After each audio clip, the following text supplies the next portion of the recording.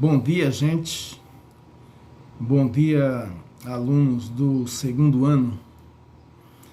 Hoje nós estamos começando, ou recomeçando, aliás, ou melhor ainda, dando continuidade ao nosso assunto de história dos segundos anos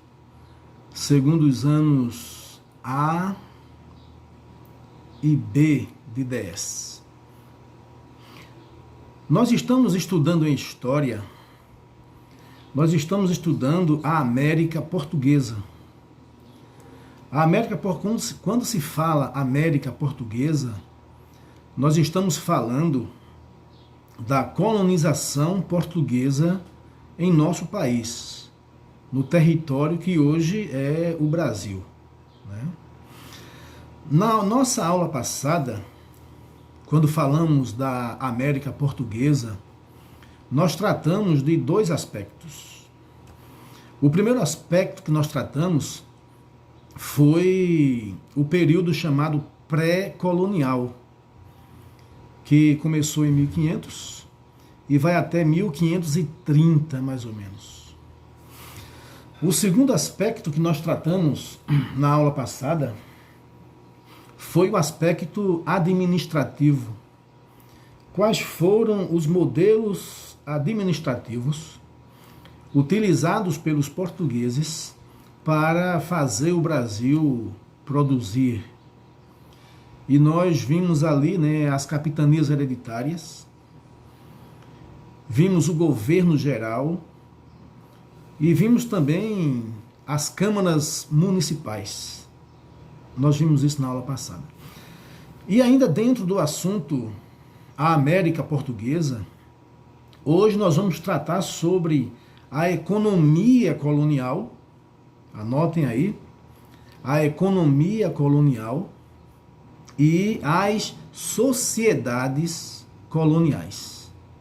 Esses dois aspectos que vamos falar hoje sobre a América Portuguesa, sobre a colonização portuguesa na América, que no caso foi em nosso território, que hoje é o Brasil. Então, a economia colonial. Quando falamos de economia, nós estamos falando de produção e geração de riqueza. E ao mesmo tempo que falamos de produção e geração de riqueza, falamos de relação de trabalho. Como se relacionavam os donos do capital, os proprietários do capital, e aqueles que tinham apenas a mão de obra, que faziam do seu corpo um instrumento de trabalho, um instrumento para se produzir. Então vamos falar sobre a economia colonial. Sobre a economia colonial portuguesa aqui no Brasil, a primeira coisa que nós devemos ter em mente é que os portugueses, eles, ao instalar um modelo econômico no Brasil, eles tinham, aqui na colônia do Brasil, eles tinham um propósito. E o propósito era lucrar, ter lucros, ganhar dinheiro. Quer os burgueses portugueses, quer a coroa portuguesa, o governo português através de impostos. Então todo mundo queria ganhar dinheiro com o Brasil. E uma forma de ganhar dinheiro na colonização era estabelecer o chamado monopólio metropolitano. O que seria o monopólio metropolitano? O monopólio metropolitano era a exclusividade de comércio. A colônia portuguesa só deveria comercializar os seus produtos com Portugal e com mais ninguém. Então, a produção portuguesa teria a produção colonial aqui do Brasil deveria ser comercializada apenas com comerciantes portugueses. Então, isso faria com que o dinheiro ficasse centralizado ou direcionado apenas para Portugal, tanto para os comerciantes como para a coroa portuguesa através dos impostos, né?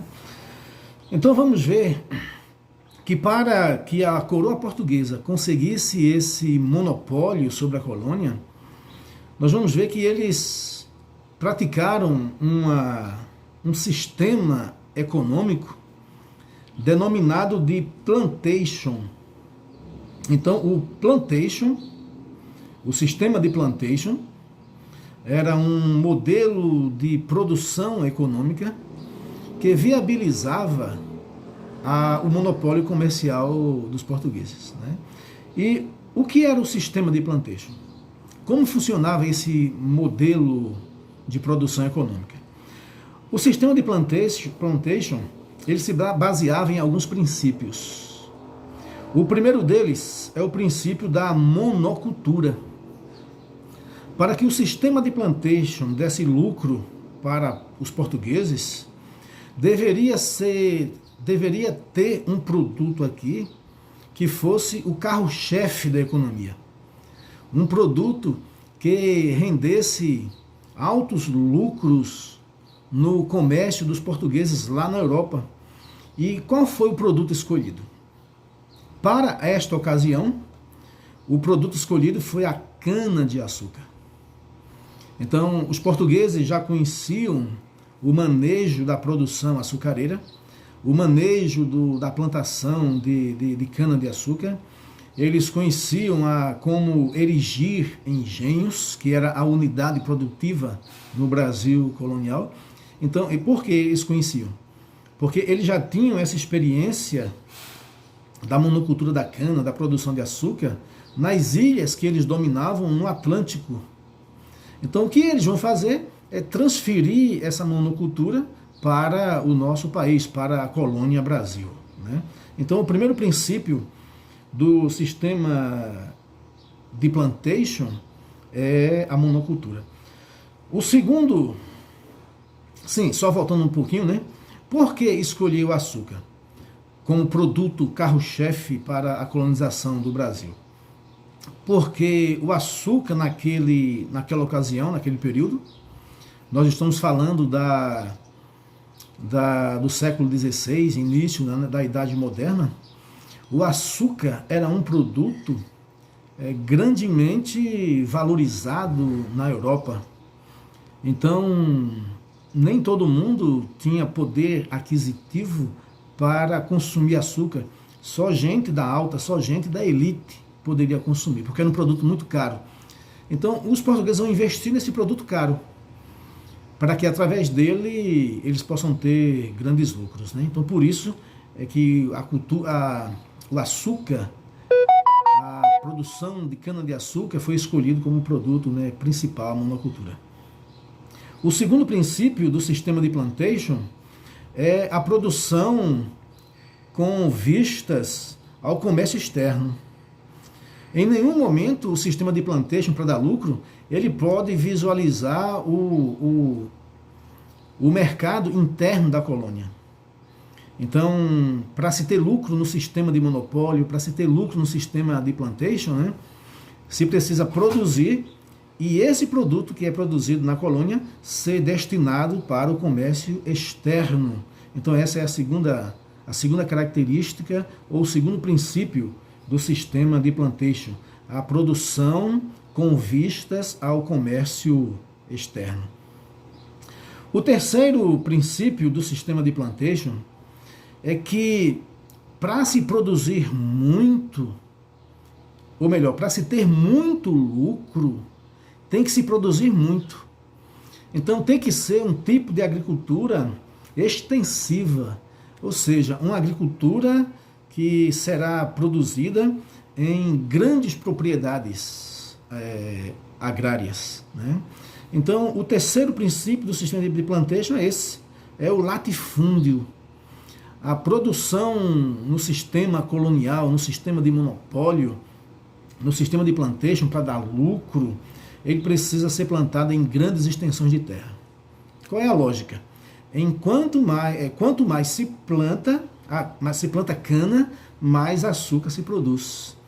É uma agricultura extensiva, né? Visto que naquela época não havia as técnicas modernas, contemporâneas, para elevar a produção por meio de técnicas agrícolas e por meio, né, de investimentos em pesquisas para se produzir. Então, o caminho que se tinha era, enquanto mais cana plantada em vastas extensões de terra, mais açúcar se produziria e, consequentemente, mais lucro os comerciantes portugueses e a coroa portuguesa também teria com o açúcar. Então, é o latifúndio, grandes extensões de terra, né? Porém, ainda resta uma característica do sistema de plantation. Ainda falta um princípio que é fundamental. Que princípio é? Quem é que vai trabalhar na produção da cana-de-açúcar? Quem é que vai derrubar as matas, as florestas? Quem é que vai sucar a terra?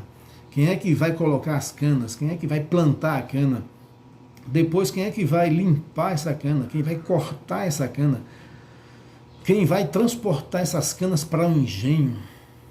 Quem vai erguer os engenhos?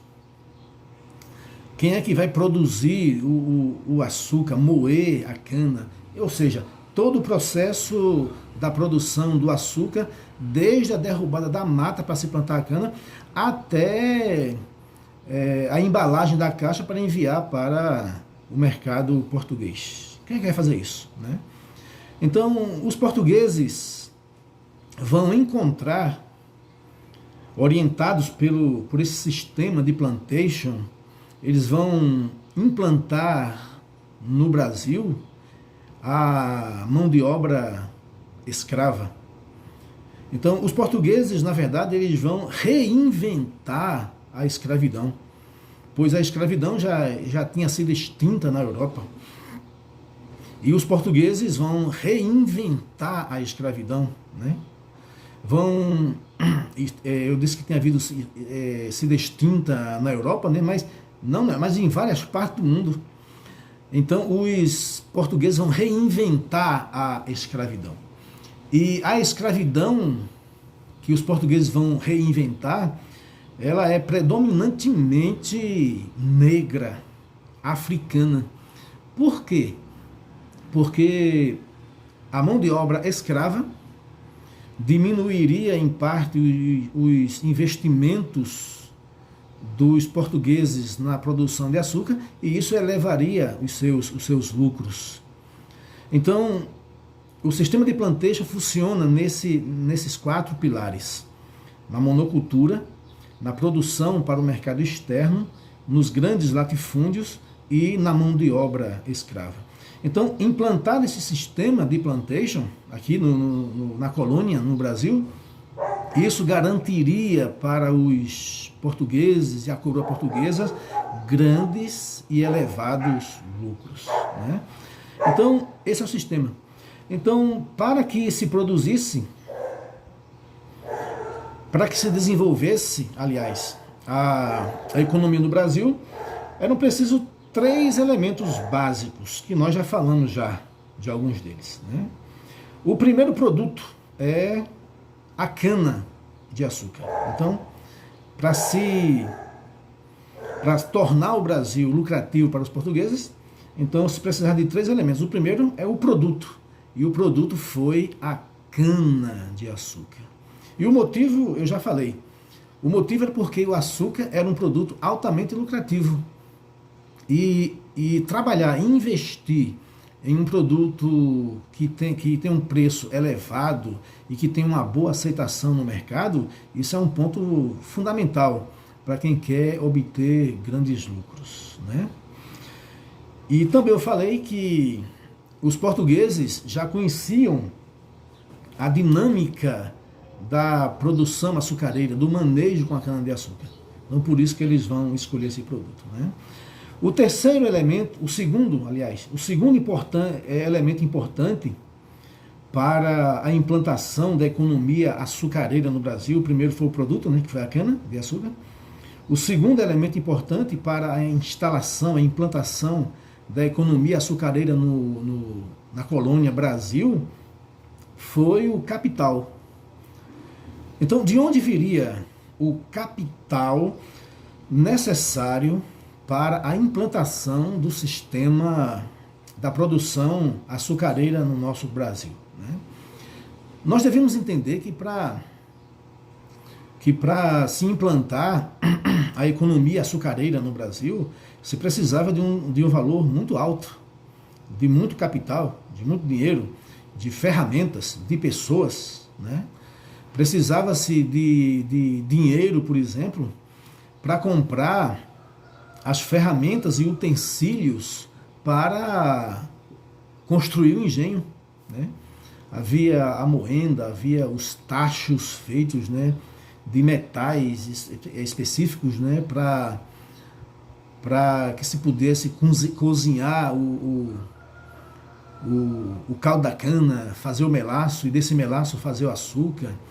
Precisaria de pessoas especializadas que saberiam o ponto certo da cristalização do açúcar, pessoas especializadas para elaborar e construir ferramentas específicas para o engenho.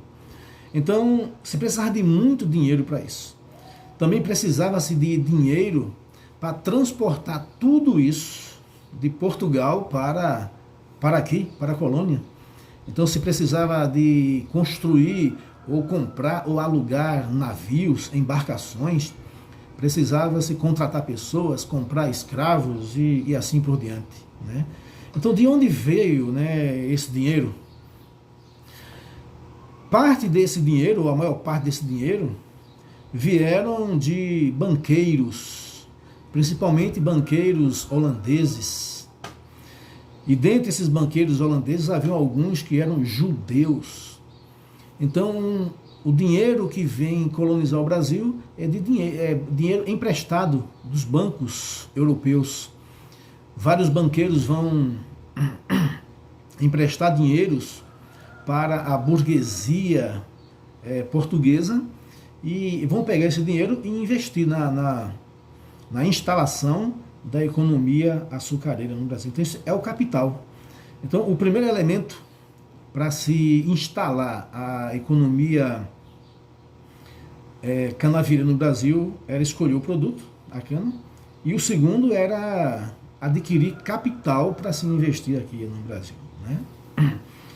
E o terceiro elemento para se instalar a economia açucareira no Brasil era a mão de obra.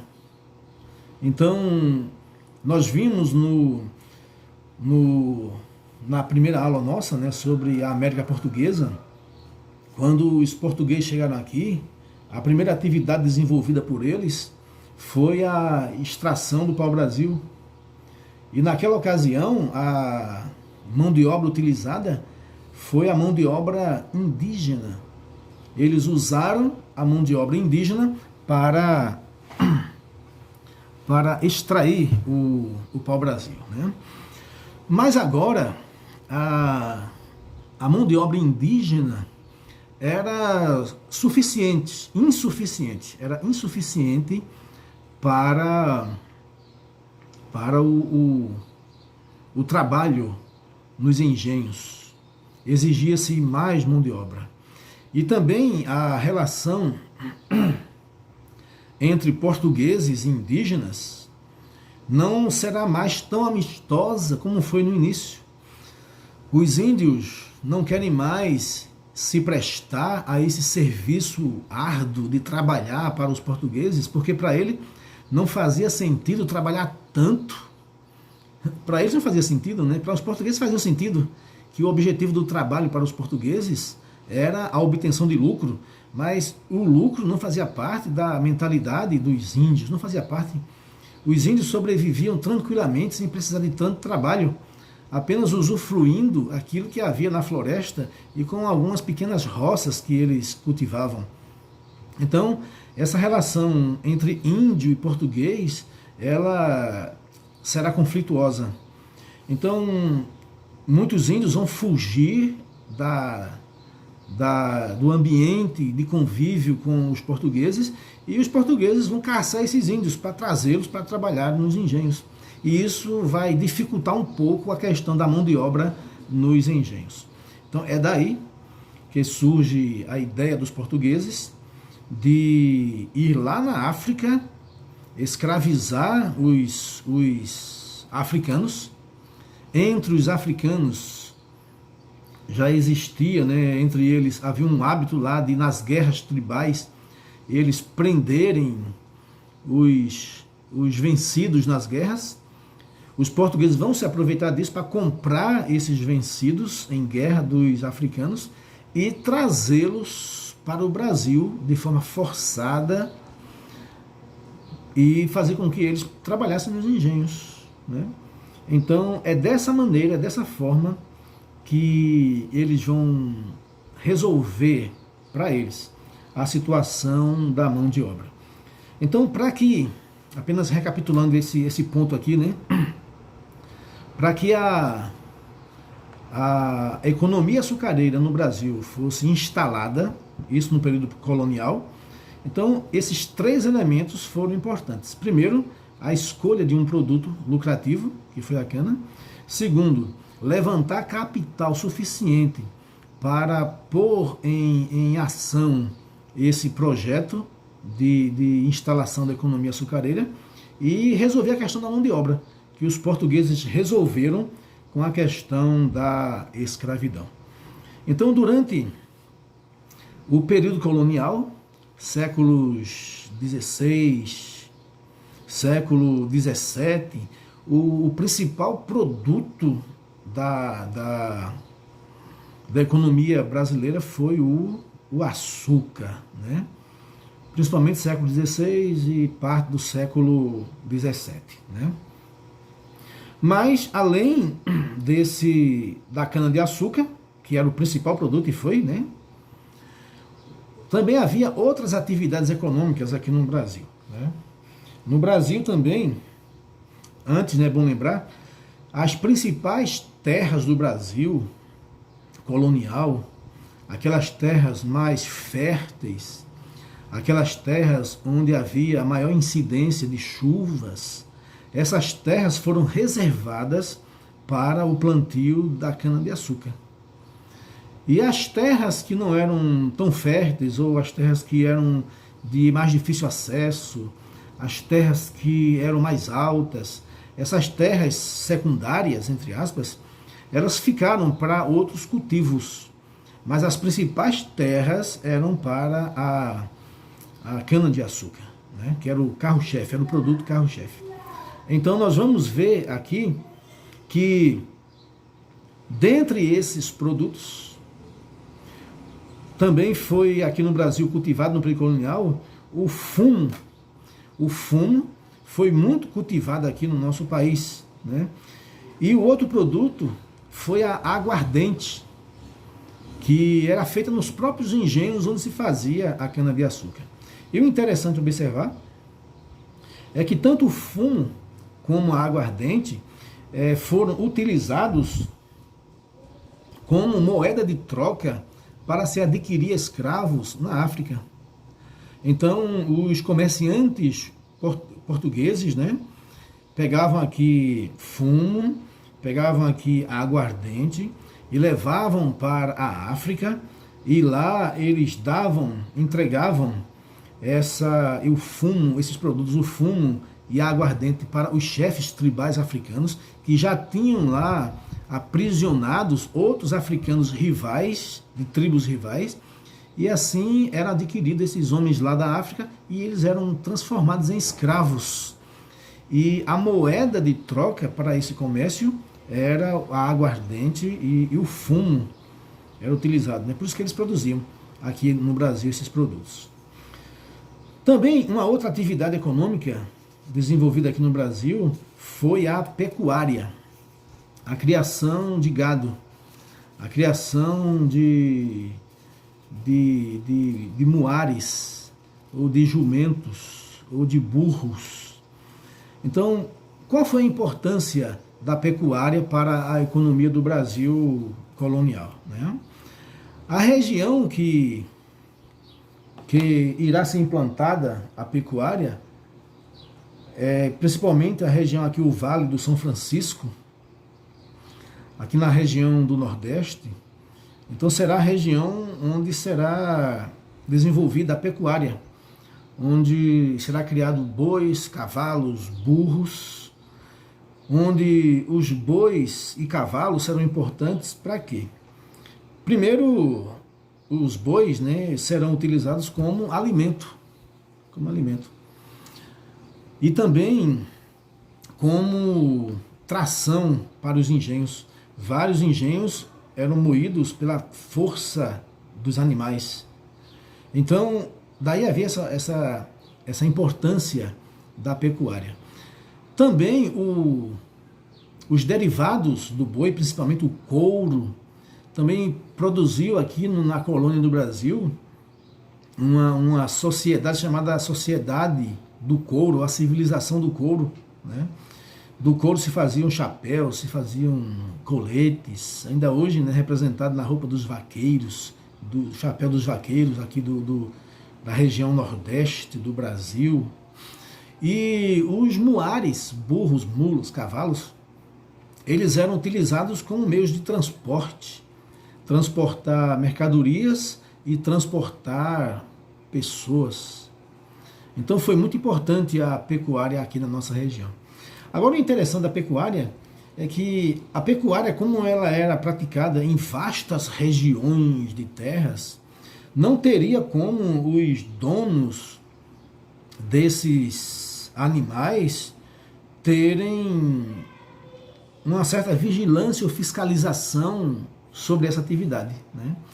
Então se praticou nesse período uma relação de trabalho que se chamava de meieiro.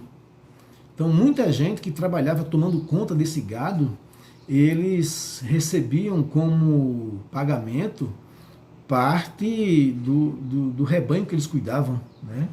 Então ele teria uma ou algumas cabeças de gado para cuidar por um certo tempo, né, de certa quantidade de animais. Então isso vai diversificar a produção econômica na colônia, né? E ao mesmo tempo diversificar a relação de trabalho na nossa colônia. Então a pecuária foi uma atividade também no período colonial. Também no período colonial aqui no Brasil houve a produção de algodão, principalmente no século XVII. Lembrando que o século XVII é o século da Revolução, ou melhor, século XVIII, viu? 17 não, século XVIII. O século XVIII é o ano da Revolução Industrial no Brasil. A Revolução Industrial no Brasil vai exigir algodão, vai exigir lã para as indústrias têxteis, e isso vai ajudar também a desenvolver aqui, né, a produção do algodão no Brasil. Uma outra atividade também aqui no Brasil foi a produção de cacau, principalmente na região da Bahia. Esse produto foi e ainda é muito produzido, né, naquela região, né? Então, mas apesar de tudo, apesar de haver essa diversidade agrícola no Brasil colonial, mas o carro-chefe era a cana-de-açúcar. Não esqueçam isso. A cana-de-açúcar era o carro-chefe da economia colonial aqui no nosso país, né? Então, nós vimos até agora os aspectos econômicos da colonização do Brasil. Nós vamos agora bem rapidinho falar sobre a sociedade colonial. Como era organizada a sociedade durante o período colonial aqui no Brasil, né? Alguns historiadores, eles afirmam que, na verdade, havia aqui no Brasil, né, existiam dois modelos de sociedade. Uma na região sudeste ou sul, hoje, né, sul-sudeste, e outra na região nordeste. Os que defendem essa ideia, né, afirmam que na região sul-sudeste do Brasil existiam os bandeirantes e haviam os indígenas. Os bandeirantes foram grupos de homens que saíam pelo interior do Brasil, através dos rios, pelas vias fluviais, né? Caçando índios, procurando metais preciosos ou pedras preciosas, e procurando também outros produtos que tivessem algum valor comercial. E nisso os chamados bandeirantes se destacaram naquela região, né? E como eles viviam armados e submeteram várias comunidades indígenas sob seu controle, sob seu poder, então alguns afirmam que havia essa sociedade no topo, isso na região sul-sudeste, no topo os bandeirantes e abaixo os indígenas, né? Também, né, o que é mais comum sobre a sociedade colonial é falar sobre a sociedade açucareira no nordeste do Brasil colonial, né? Então, como era essa sociedade açucareira? Lembrando que a área de convívio social nesse período, né, ou as áreas, eram os engenhos. Ainda hoje, no Nordeste brasileiro, Pernambuco, Bahia, ainda há dezenas ou até centenas de engenhos, alguns não funcionando mais, né, a maioria não funcionando mais, né, mas ainda existem as estruturas ainda, né, montadas e algumas bem preservadas, né. Então, era nesse ambiente chamado de engenho onde se dava as relações sociais aqui no Nordeste colonial, na chamada sociedade açucareira, né? Quando se fala em engenho, o engenho não era apenas onde se fazia o açúcar, mas era todo um complexo de convivência social que incluía a casa grande, a casa onde morava, né, o senhor de engenho e sua família. Também havia a senzala, onde à noite, né, os escravos passavam a noite. Havia também um lugar de celebração religiosa, que era a capela. Então, há vários engenhos aqui em Pernambuco, que ainda tem, né, ainda mostra essa configuração. Havia a capela, onde havia cerimônias religiosas, e também havia junto somado a esse complexo, também havia os currais, onde ficava o gado, onde ficava os muares, e assim por diante, né? Então, o engenho era um complexo, não era só... Sim, ainda um fator importante, né? E havia ainda a moita. O que era a moita? A moita era a fábrica de açúcar. Era onde era moído a cana, onde era fervido o caldo da cana e onde era feito. Então, todo esse complexo era o que nós chamamos de engenho colonial. Era a unidade produtiva. E nesse complexo que é o engenho, então havia várias relações sociais e humanas. E quem estava no topo dessa sociedade era o senhor de engenho. Era o homem que era o dono de tudo, né? E esse homem, ele tinha a autoridade de vida e de morte sobre todos com os quais ele tinha relações ali dentro do seu complexo, dentro do seu engenho, né? Então, havia esse homem poderoso, né? Mas abaixo dele haviam também, né, existiam outras pessoas. Haviam na sociedade colonial, principalmente a partir do momento em que começa a surgir vilas, cidades, né? Já havia advogados, havia professores, havia padres, que geralmente não sempre eram homens brancos e livres, né? E que de forma direta ou indireta vivia na dependência do senhor de engenho, né? Então havia também ainda outro grupo de pessoas que trabalhavam nos engenhos, mas não eram escravos, eram trabalhadores livres assalariados. E quem eram essas pessoas, esses trabalhadores? Eram trabalhadores especialistas. Eles eram chamados de mestres do açúcar, né? Mestres da moagem, mestres do engenho. Eram trabalhadores profissionais especializados no fabrico do açúcar, né? E mais embaixo, abaixo da sociedade de todos, estavam os escravos. Então, os escravos formavam, né, a base da pirâmide social. Então, toda a estrutura da pirâmide social colonial estava sobre os escravos. Eles é quem realmente eram os produtores, era a mão de obra que fazia toda a riqueza dos engenhos coloniais, ok? Então, minha gente, nós vimos isso hoje, né? Então, nós vimos hoje, na nossa aula, a América Portuguesa e analisamos os aspectos econômicos, a gente já viu, e os aspectos sociais do período colonial aqui no Brasil, ok? Na nossa próxima aula, nós vamos tratar de outros assuntos dentro ainda da América Portuguesa. Tchau, um abraço e até a próxima.